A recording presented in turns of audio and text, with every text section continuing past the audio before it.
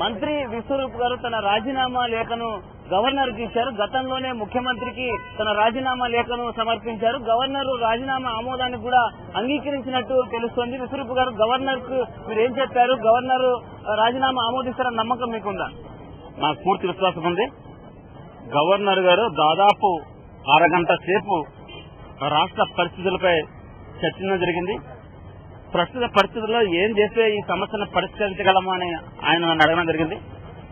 నేను నా వ్యక్తిగత అభిప్రాయంగా మీరు ఈ కాన్స్టిట్యూషనల్ హెడ్ గా, రాష్ట్రాధినేతగా వెంటనే ఎన్జీఓ నేతలు పిలండి, మీరు ఇంటర్ఫేర్ అవ్వండి, వాళ్ళ సమస్యలు తెలుసుకోండి.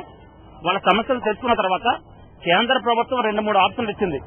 ఆ ఆప్షన్ కూడా వాళ్ళకు కూడా తెలియపరిచి దాంట్లో వాళ్ళకు కూడా ఏదైనా ఆమోగ్యోగ్యమా లేకపోతే విభజన నిలపాలా వాళ్ళతో మాట్లాడేట్లు వారిని శాంతింపజేయండి కోరడం జరిగింది.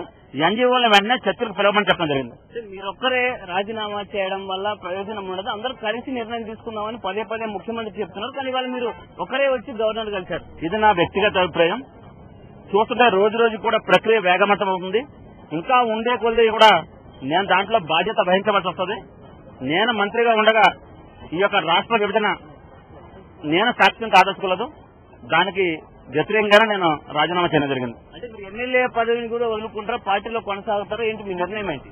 ఎమ్మెల్యే పదవికి ప్రస్తుతం రాజీనామా చేయలేదు. కారణం, రేపు ఒకవేళ ఈ తీర్మానం అసెంబ్లీలోకి వస్తే ఈ తీర్మానానికి వ్యతిరేకంగా ఓటేసి శాసనసభ్యులు కూడా రాజీనామా జరుగుతుంది.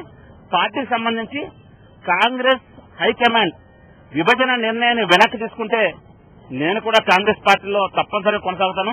కాంగ్రెస్ హైకమాండ్ విభజన నిర్ణయాన్ని వెనక్కి తీసుకోకపోతే నేను కూడా వెనక్కి వచ్చే అవకాశం లేదు. అంటే మీరు వైఎస్ఆర్ కాంగ్రెస్ పార్టీలో చేరేందుకు ప్లాన్ చేశారన్న ఒక ప్రధానమైన ఆరోపణ మీ మీద ఉంది. దీనికి మీ సమాధానం ఏంటి? ఇప్పుడు రాజకీయాల గురించి, రాజకీయ పార్టీల గురించి ఆలోచించే సమయం కాదనుకున్నాను.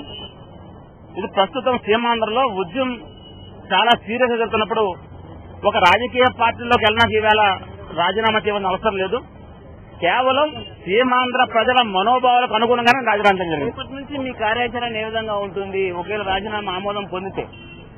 నేను రేపు బయలుదేరి నా నియోజకవర్గం అమలాపురం వెళ్తాను.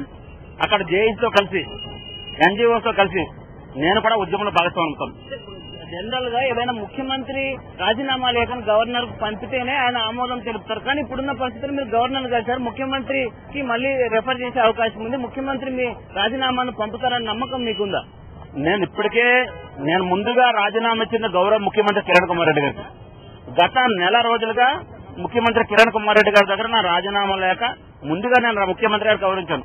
ముందుగా గౌరవ ముఖ్యమంత్రి గారు నేను ధన్యవాదాలు తెలుసుకున్నాను. గత 3 సంవత్సరాలుగా నన్ను కేబినెట్ లో కొనసాగించినందుకు వారికి కృతజ్ఞతగా ఉంటాను. కానీ ఇది నా వ్యక్తిగత నిర్ణయం. నా సీమాంధ్ర ప్రజల మనోభావాలకు వ్యతిరేకంగా నేను మంత్రిగా కొనసాగలేను.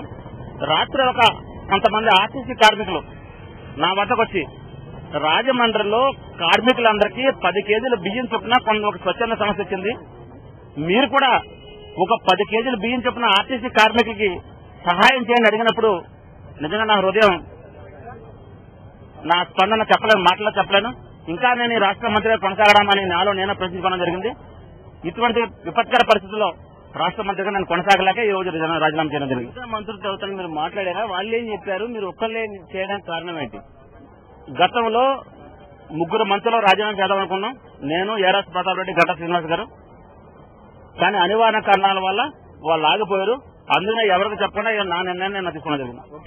వ్యక్తిగతంగానే తాను రాజీనామా లేఖ చేసి మిగతా మంత్రులతో సంబంధం లేకుండా ఈ నిర్ణయం తీసుకున్నాను. గవర్నర్ తన రాజీనామా లేఖను ఆమోదిస్తారన్న నమ్మకం తనకు కలిగిందని విశ్వరూప్ గారు చెప్తున్నారు. కెమెరామెన్ వెంకట యాదవ్ తో సోమగోపాల్, ఎన్టీవీ, హైదరాబాద్.